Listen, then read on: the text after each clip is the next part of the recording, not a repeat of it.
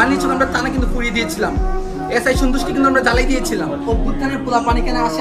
আমাদের এখানে 17 জন শহীদ হয়েছে, বানিয়াচং থানা আমরা পুড়িয়ে দিয়েছিলাম। থানার ভেতরে বিস্ফোরক বক্তব্য, শায়েস্তাগঞ্জ জুলাই আন্দোলন ঘিরে নতুন বিতর্ক। প্রিয় দর্শক, জুলাই আন্দোলনকে ঘিরে দেশ জুড়ে যখন এখনো উত্তাপ, ঠিক তখনই হবিগঞ্জের শায়েস্তাগঞ্জ থেকে উঠে এলো এক বিস্ফোরক বক্তব্য, যা নতুন করে প্রশ্ন তুলছে আন্দোলনের চরিত্র, নেতৃত্ব এবং আইনের শাসন নিয়ে।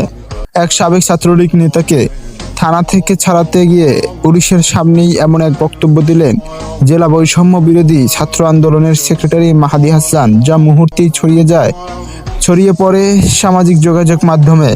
তিনি বলেন, আমাদের এখানে 17 জন শহীদ হয়েছে, বানিয়াচং থানা কিন্তু আমরা পুড়িয়ে দিয়েছিলাম।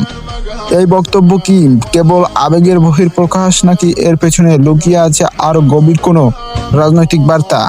ঘটনাটি ঘটে হবিগঞ্জ জেলা শায়েস্তাগঞ্জ থানায় জুলাই আন্দোলনের সময় সংঘর্ষ ও সহিংসতার মামলায় আটক হন এক সাবেক ছাত্রলীগ নেতা।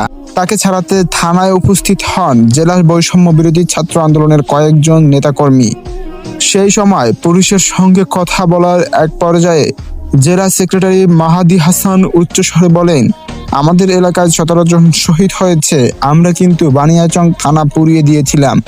এই বক্তব্য মুহূর্তেই থমকে যায় থানা প্রাঙ্গণ। উপস্থিত পুলিশ সদস্যদের মধ্যেও দেখা যায় বিস্ময়।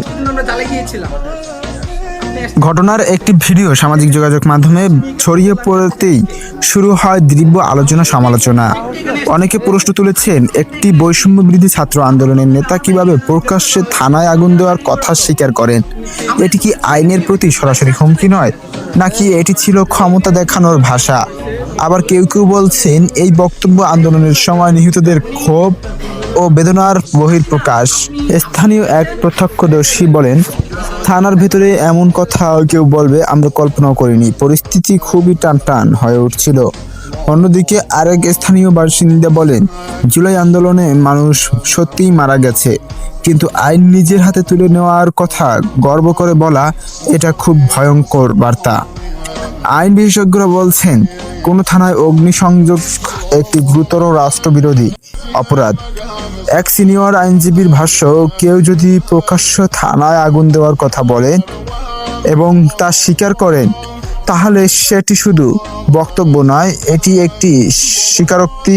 আইন অনুযায়ী এর তদন্ত হওয়া জরুরি। এ বিষয়ে শায়েস্তাগঞ্জ থানার এক দায়িত্বশীল কর্মকর্তার নাম প্রকাশ না করার শর্তে জানান, ঘটনার ভিডিও তারা দেখেছেন এবং বিষয়টি ঊর্ধ্বতন কর্তৃপক্ষকে অবহিত করা হয়েছে।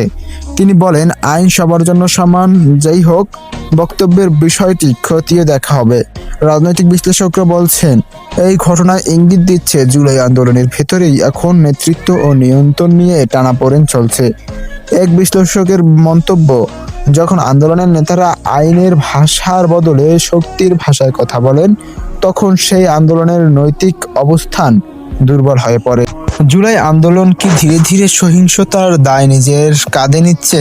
আন্দোলনের নামে কি রাজনৈতিক হিসাব মেলানো হচ্ছে, নাকি এটি একটি বিচ্ছিন্ন বক্তব্য যার দায় পুরো আন্দোলনের উপর চাপানো ঠিক নয়? প্রিয় দর্শক, 17 জন শহীদের আত্মত্যাগ কখনই অস্বীকার করার নয়, কিন্তু সেই আত্মত্যাগের স্মরণে যদি আইন, রাষ্ট্র আর শৃঙ্খলা সীমারেখা ভেঙে ফেলা হয়, তাহলে প্রশ্ন উঠবেই। মাহাদি হাসানের এই বক্তব্য কেবল একটি কথাই নয়, এটি একটি সময়ের প্রতিচ্ছবি, যেখানে আবেগ, ক্ষোভ আর ক্ষমতার ভাষা একসঙ্গে মিশে যাচ্ছে। ঘটনার শেষ পরিণতি কি হয়, আইন তার নিজের পথে হাঁটে কিনা, সেই দিকেই এখন তাকিয়ে দেশবাসী। আমি মোহাম্মদ বাইতুল, আপনি দেখছেন নিউজ ক্রাফট বিডি। সঙ্গে থাকার জন্য ধন্যবাদ।